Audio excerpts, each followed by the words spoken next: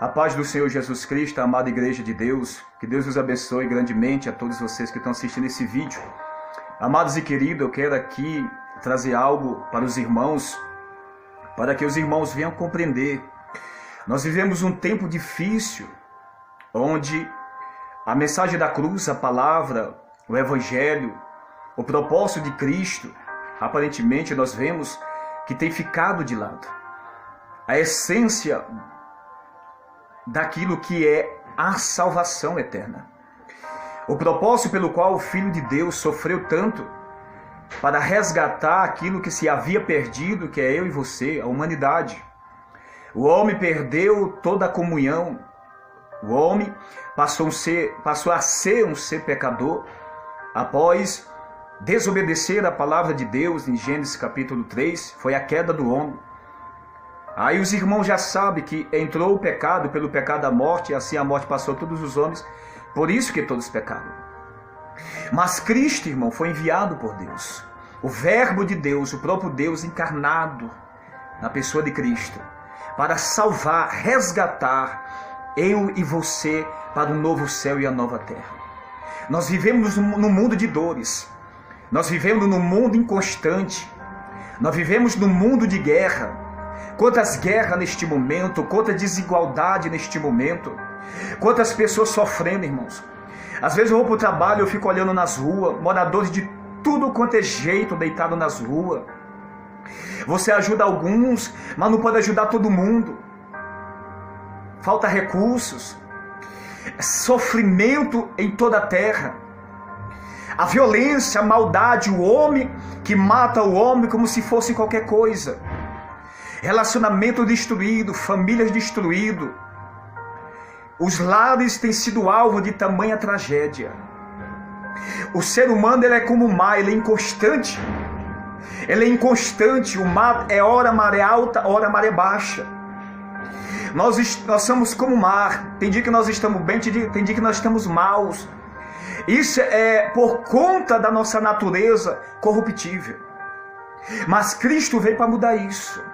Cristo ele trouxe a redenção no seu sangue. Cristo tem algo preparado para você, para mim, para todo aquele que nele crê. Essa é a mensagem da cruz, essa é a mensagem que Deus quer que nós pregamos nesta geração, nos presentes século 21. Irmãos, mas quantos não estão se importando com isso? Quantos estão nos altares em fornicação e adultério? Quantos estão andando de todo jeito na presença de Deus? Não houve mudança nas suas vidas. Não houve a regeneração. Irmãos, para entrar no novo céu, na nova terra, precisamos ser regenerados. Precisamos ser gerados pela palavra de Deus. E isso só é possível através do arrependimento.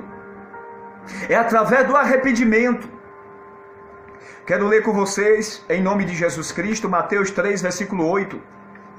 Mateus 3, versículo 8. Capítulo 3, versículo 8 e 9, está escrito assim: Produzi, pois, fruto digno de arrependimento, e não presumai de vós mesmo, dizendo, temo por pai Abraão, porque eu vos digo que mesmo destas pedras Deus pode suscitar filho a Abraão. Eu quero ler mais um texto, João capítulo 8. Abra sua Bíblia, João capítulo 8. A partir do versículo 31, está escrito assim: Jesus dizia, pois, aos judeus que criam nele, se vós permanecerdes na minha palavra, verdadeiramente sereis livres, e conhecereis a verdade, e a verdade vos libertará. Versículo 33, responderam-lhe, somos descendência de Abraão, e nunca servimos a ninguém. Como dizes tu, sereis livre? Versículo 34, respondeu-lhe Jesus, em verdade vos digo, que todo aquele que comete pecado é servo do pecado. Irmão, por que o Senhor me leva a ler esse texto? Ele está em paralelo com o capítulo 3 de Mateus, o versículo 9. João Batista estava dizendo para os fariseus. Quem é os fariseus? São aqueles que estão no nosso meio. O espírito de fariseu passa de geração em geração.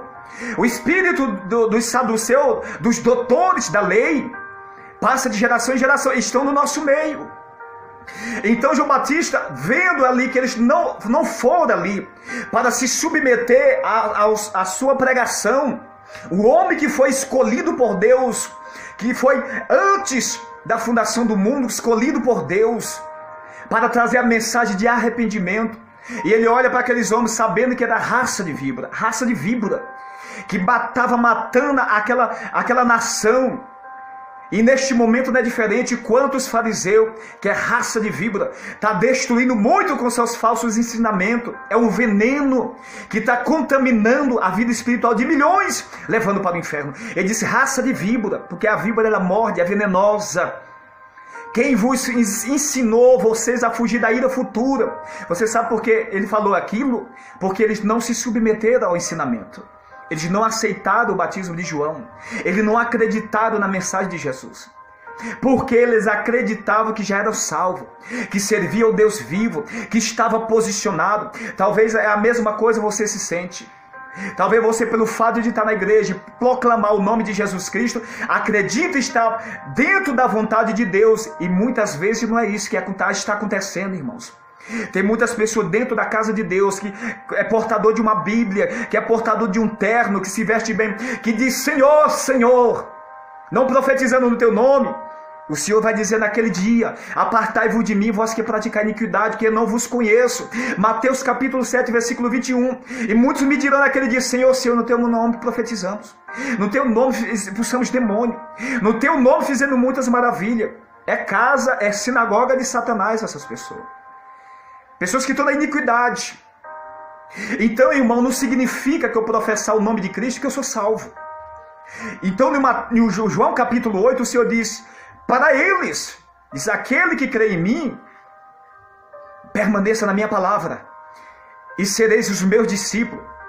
Ou seja, para ser discípulo, tem que viver dentro da palavra. Vivendo dentro da palavra, vai haver uma comunhão, um relacionamento com a palavra.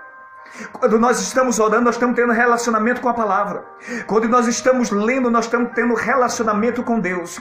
Quando nós estamos ligados nos céus, se desviando de todo o mal, nós estamos tendo um relacionamento. E todo relacionamento ele começa difícil, com timidez. Mas ao passar do tempo, pela intimidade, se está se relacionando, conversando, andando junto, daqui a pouco se torna discípulo, se torna de casa. E ele se escandaliza.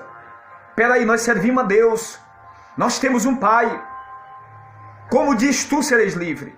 Jesus estava dizendo: vocês dizem que servem a Deus, mas vocês têm por pai o diabo. João capítulo 1, versículo 44, ele diz isso: vós tendes por pai o diabo e quereis satisfazer o desejo do vosso pai. Assim são muitos neste momento. Tem por pai o diabo e não a Deus. Profeta o nome de Deus, fala que é servo de Deus, mas as práticas e as obras negam a existência de Deus por intermédio do Espírito Santo na vida desta pessoa. Confessa que conhece a Deus, mas negam com as obras. Tito capítulo 1, versículo 16. Tito capítulo 1, versículo 16. Louvado seja Deus. Tito capítulo 1, o versículo 16. Quero ler com os irmãos aqui. Está escrito assim, Tito capítulo 1, versículo 16. Confessam que conhece a Deus, mas negam-nos com as obras, sendo abomináveis e desobedientes e reprovado para toda boa obra. Confessam que conhece a Deus. É exatamente o que aconteceu no versículo 33, nós acabamos de ler. Ele se escandaliza: como diz tu, Jesus? Como diz tu, sereis livre? Porque Jesus está dizendo: vocês estão presos, vocês estão cativos nos pecados de vocês. O Senhor de vocês é o diabo, porque ele é o pai da mentira. É ele que peca desde o princípio, mas Cristo se manifestou para desfazer as obras de Satanás e te dar vitória, irmão. E te dar vitória, irmão. Cristo manifestou a sua glória, venceu, pisou na cabeça de Satanás para te dar a vitória, para te levar para o novo céu e a nova terra. Aleluia! Louvado e engrandecido seja Deus. Mas muitos estão neste momento, dessa maneira, dentro da casa de Deus. Pior, que estão dentro da casa de Deus. Eu muito me maravilho quando o Senhor diz em Gênesis, capítulo 3, o versículo 22, Gênesis capítulo 3, o versículo 22, olha só o que o Senhor fala depois do pecado. ser concebido. 3:22 está escrito assim de Gênesis: então disse o Senhor Deus, eis que o homem é como um de nós, sabendo o bem e o mal. Ponto e vírgula. Ora, pois, para que não estenda a sua mão e tome também da árvore da vida e come e vive eternamente.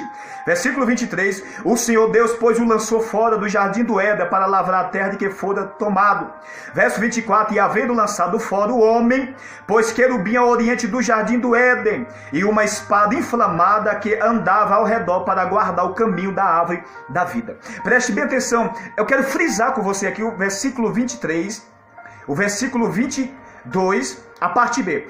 Ora, pois, para que não estenda a sua mão e tome também da árvore da vida e coma e vive eternamente. O homem ele vivia eternamente porque a árvore da vida que estava no meio do jardim do Éden, Adão e Eva comiam dos frutos, que a Bíblia não relata que tipo de fruto. Então, por comer do fruto, eles tinham a vida eterna.